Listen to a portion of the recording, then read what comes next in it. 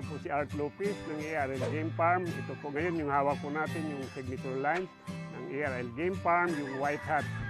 So sa katanungan ng mga kaibigan po natin kung saan ba maganda i-cross itong White Hats po natin, sa akin po ay yung pinakamaganda sa hats mismo, yung mayahin mismo na manok. Dahil yung first generation yan, although hats looking lahat yung lalabas, pero yung polit po, yun ang gagamitin natin, breed it back to the white. Then by the second year, mayroon na tayong ila na white hats. So ganun din gagawin natin by the third year, marami na tayong ganitong puting manok na yung paa ay itim or green-legged.